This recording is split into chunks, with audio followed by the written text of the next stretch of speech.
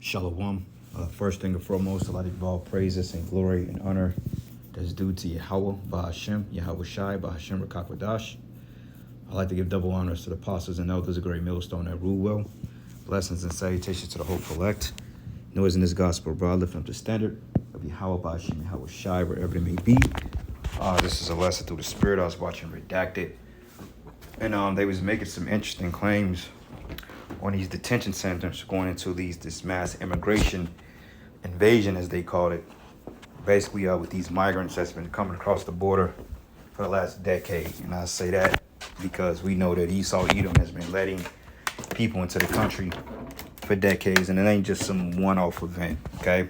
So this is guy J.J. Carrell. I believe he was like a former U.S. Deputy Patrol Agent in charge. Okay, so basically he was in charge of securing the borders, and basically from his account, he witnessed guys coming across the border illegally and being smuggled into the United States for nefarious purposes, which in my humble opinion, I believe that all these people are insiders, because if he wasn't an insider, why he ain't dead yet for bringing out this information? You know, because the elites, they have something which is called Hegelian dialectics, and also pressure from above, pressure from beneath. And also they want to ensue chaos in the streets of Babylon, because this will allow them to go ahead with their New World Order agenda, okay, which is not a conspiracy according, to Esau. That's a conspiracy. No, your own presidents came out and mentioned that they want to deal in the NWO. They need to break down this society in order to implement a new one. So that's very well true, okay? So I'm going to play a couple of minutes of this video. Jake kind of been running around all day trying to get a lesson in, man. It's just been a lot of shit going on, work and doing 1,000 things at once, man. So I'm going to interject here and there, but we're going to let them speak for a couple of minutes, because this is right in the middle of their live stream. And what I know with Redacted, what they would do, they would take parts of their videos and they would upload parts in increments, so therefore you can get straight to the point. But I'm going to play like 3-4 minutes of the video until he hits the point, and we're going to go into how this is actually pertaining to the scriptures, because the scriptures goes into how the men of the Lord are going to be thrown, or some men of the Lord are going to be thrown in prison as a testimony for the witness of Yahweh Shai, man, okay? And prophecy is being fulfilled, okay? So anyway, without further delay, here we go. It's fascinating to me and shocking at the same time when I speak to people that are very compartmentalized, meaning they focus on child sex trafficking. They talk about the gang members. They talk about facilities. And you get deep in that rabbit hole. Really, it's a rabbit hole. You're like, I didn't know it was this deep. I didn't know it was this broad. I didn't know it was this malicious. And you played this clip from someone I interviewed this past weekend. Her name is Christy Hutcherson, and she runs an organization called Women Fighting for America. But her background was federal contracting, and more specifically, abroad, but specifically, she worked on forward operation bases, FOBs, in military war zones, where she would put up these giant soft-sided facilities, water, food, et cetera, et cetera. So we're talking tens of millions, if not billions of dollars, right, that has transferred from her company, which she no longer is a part of. But she has access to all the bid contracts. So I'm interviewing her, and like I said, I have a very good understanding of what the hell's going on in America under this immigration invasion. But when I speak to people that are very dialed in on very specific areas, I'm shocked. And she tells me, and I didn't know this because I don't have access to it. She has access to the federal database, where you can go on a website and there are endless bids for contracts from whatever. But she's focusing in on, she says to me, there's bids for detention facilities being built in all 50 states in America. All right, now, with that being said, back in the day, we always went into the concentration camps, man, okay? Allegedly, there was over 800 FEMA camps in America, man, across America. And this is why you have FEMA Region 1, 2, 3, 4, 5, 6, 7, etc., But back in the day, man, back in 2007, 8, 9, 10, the apostles went heavily into the FEMA camps, man, which they say FEMA camp conspiracy theory, which is not no goddamn conspiracy, okay? This is what it is. It's mentioned that they had over 800 active FEMA camps in America. You see, it says every location of FEMA camps, and they got them in every state. This is why you have FEMA regions set up over the country, okay? Like we are in FEMA region number 7. I believe FEMA region number 7 covers Kansas, Missouri, Oklahoma, and I think, what's this other state? You see here. Yep, Kansas, Missouri, Iowa, and Nebraska. Okay, so there you go. FEMA region 5 being Minnesota, Wisconsin, Illinois, Indiana, Ohio, and Michigan. Okay, then you got FEMA region number 8, which is Montana. Then you got South Dakota, North Dakota, Wyoming, Utah, and Colorado. Then FEMA region number 10, you got Idaho, you got Oregon and Washington, and here you got Nevada, Arizona, and California. FEMA region 6, New Mexico, Texas, Oklahoma, Arkansas, and Louisiana. Then FEMA region number 4, you got Florida, North Carolina, South Carolina, Georgia, Alabama, Mississippi, Tennessee, Kentucky. Then you got FEMA region 3, you got Virginia, West Virginia, DC, Maryland, Delaware, Pennsylvania. FEMA region number 1, you got New York, New Jersey.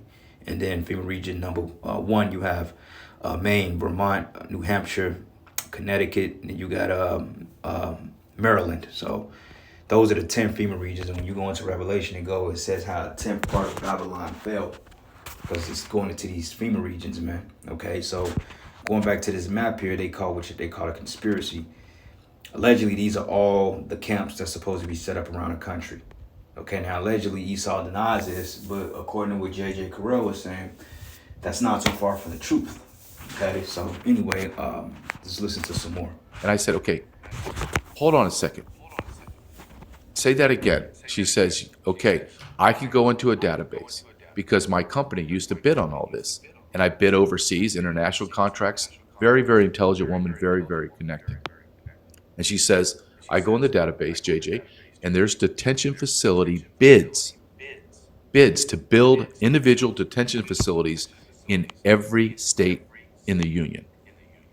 And then she goes on to say to me, well, JJ, who do you think they're built for? Are they built for all the illegal aliens or the unaccompanied alien children? Of course not. And she has a point. No, they built for American citizens, man. And the thing of it is, matter of fact, let's go into this as well. Thank you. Rex 84. Readiness exercise 84. Now, I'm pretty sure they probably didn't change this over the course of time. But from what I remember reading this, Rex 84 basically goes into they want to put United States citizens, mainly Negroes, in these camps. Now, it's been a long time since I read it, so I'm pretty sure it may have been different. But it says, it was a classified scenario and drill developed by United States federal government to detain large number of United States residents deemed to be national security threats.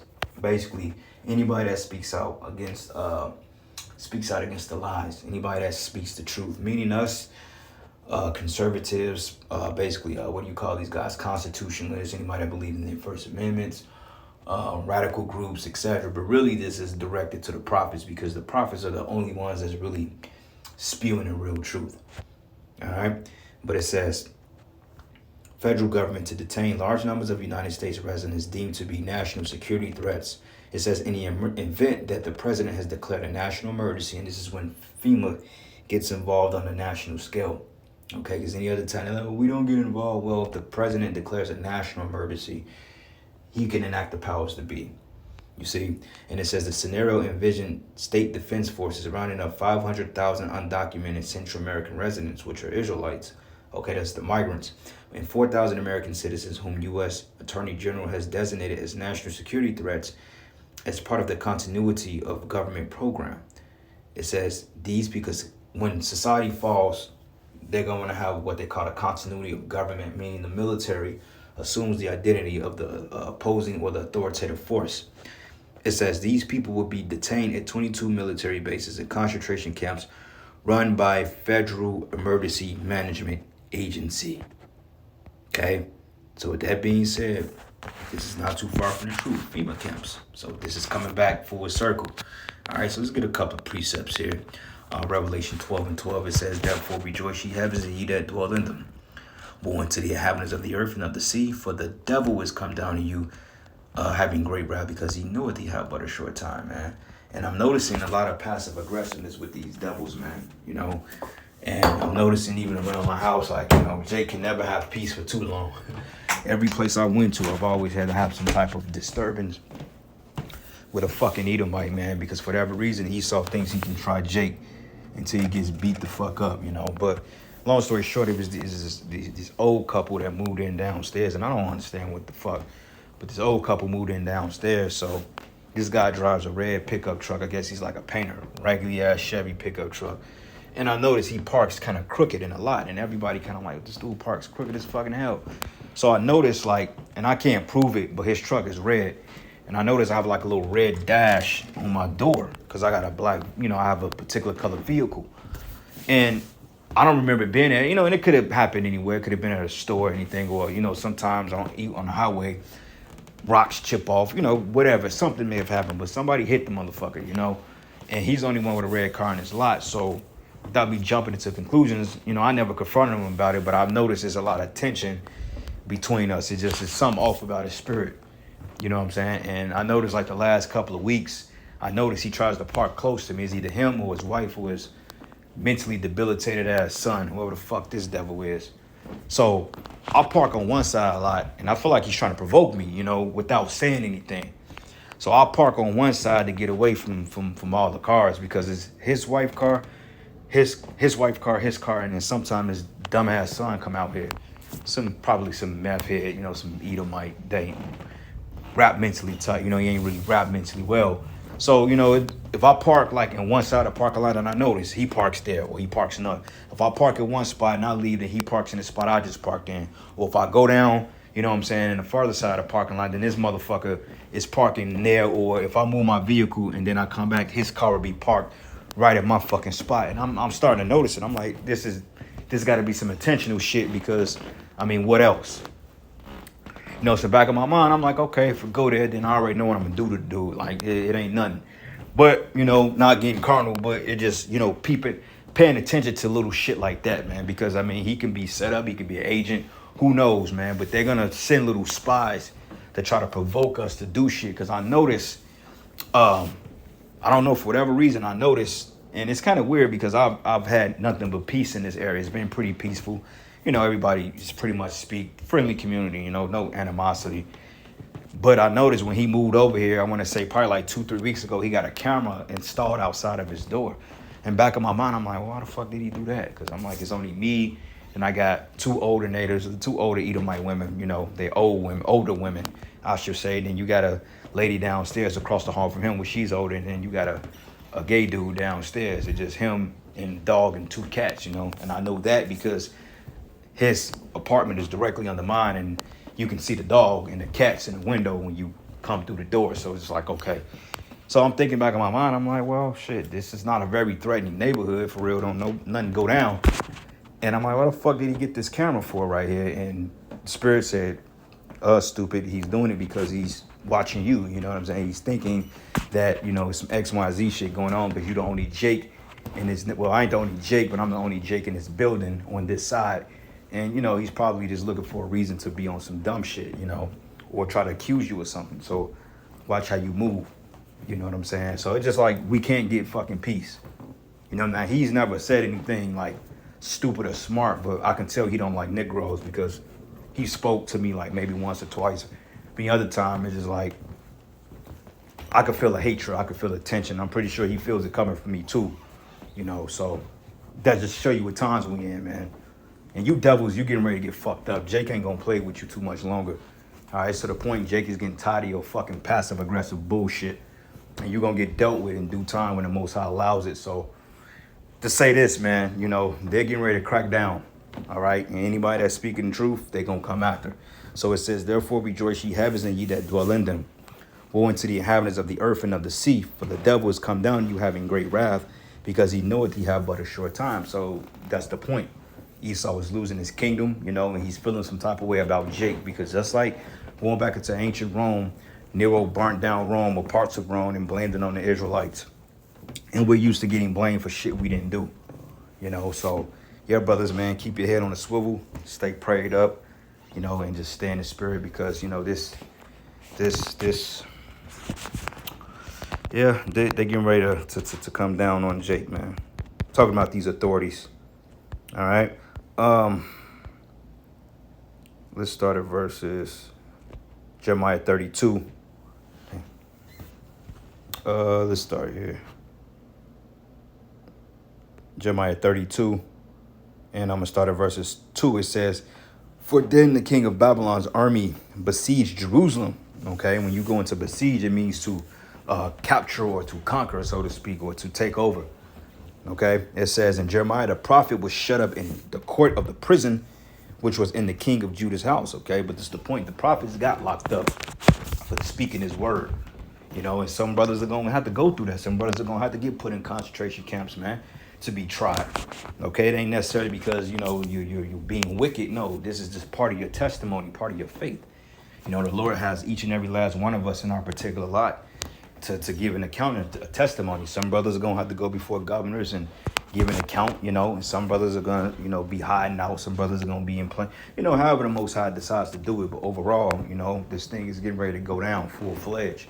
All right, so this ain't the time to be playing games because, they have already captured, well, not captured, but they've already captured footage of Russian nuclear vessels and submarines in Cuba, okay, like 90 miles off the coast of Florida, right on this side of the world. And they've been flying over Alaska for decades because technically Alaska is the back door to Russia because that Bering Strait up there, Alaska, I believe, if I'm not mistaken, back in the 40s or maybe beyond then, a little bit after, I believe they purchased that part of land from Russia. And allegedly, Russia wants to buy that back. So technically, Alaska and parts of that straight up there was actually part of Russia because in certain parts, I believe of Anchorage, if I'm not mistaken, I believe if you had like a good enough line of sight, you can look directly into Russia from up there. That's how close it is, So, yeah, man. But I'm going to play a little bit more of this video and we'll end it. Right? Because you would think, right? So that's where I was confused. I would have thought, okay, they're building all of these detention facilities across the United States for a purpose, illegal immigrants. But no, right? Because as your data has suggested, most of these ICE facilities, right? Can you talk about that? Are completely empty. Yes. Well, they are completely empty. I talked to my buddies in Texas and in San Diego, and I talked to my ICE supervisors, and they tell me, JJ, they're empty. So you're talking anywhere from 30 to 40,000 beds across America, mainly on the southern border, right, are empty. Well, why are they empty? Because we have massive catch and release. Let me explain what this looks like. In the old days, right? The old days, Clayton, 3.5 years ago, not 30 years ago, when I got someone that was special interest alien, deported felon, whatever, I didn't release them. I sent them to an ICE holding facility, and they went and they waited there a week, 2 weeks, a month, whatever it was, to go in front of the judge, find deported, or found to be guilty of reentry as a felon. Then they spent time in federal prison, and then they would be deported. So we had all this bed space. But now, if I get someone that's a deported felon, I know this is going to be hard for people to believe. I arrest someone that's a deported felon now, I'm releasing them. I'm releasing them on the street. So you go from arresting people 3 years ago, setting up for deportation and prosecution, goes to, we call it a camp space in an ICE facility, and then that individual goes through the court system and then is ultimately deported after he or she serves her time. Not now. Everyone gets arrested by the Border Patrol. They quickly vet them, and then release them. Just release them. We just had 8, I'm going to mispronounce it, Kyrgyzstanians, 8 of them that crossed the border, were vetted and released. Now we find out they were actually ISIS terrorists. ICE had to go find them. All 8 of them, I believe, entered together, but all 8 of them didn't stay together. They went to Los Angeles, Philadelphia, and New York. So right there, man, that's pretty much it, man. He goes into it for quite some time, and we ain't going to play all that, but basically they're getting ready to activate these FEMA camps. All right, things are getting ready to go down. This presidential selection is coming up. They're talking about Joe Beasy stepping down because he's incompetent. He can't run the country. And there's just a lot of other stuff that's going on, man. They're on high alert because basically they caught some cells or sleeper cells or terrorists in 3 different states too, getting ready to form some type of heist. So yeah, they're on edge right now, man, according to them. And this is a way that they can justify the means of locking people up. So here we go. Revelation 2:10, it says, "Fear none of those things which thou shalt suffer. Behold, the devil shall cast some of you into prison, that you may be tried, and you shall have tribulation 10 days. It says, be thou faithful unto death, and I will give thee a crown of life," man. So yeah, man, that's gonna be the case. That some brothers are gonna get locked up in prison. Some brothers are gonna be beheaded, and put to death, because they're just how Shah has it set up for right now. Okay, but it's all for the good, because the Lord said, "Fear none of those things." So it is what it is, all for the greater good, because regardless of that, this dude is getting ready to go down.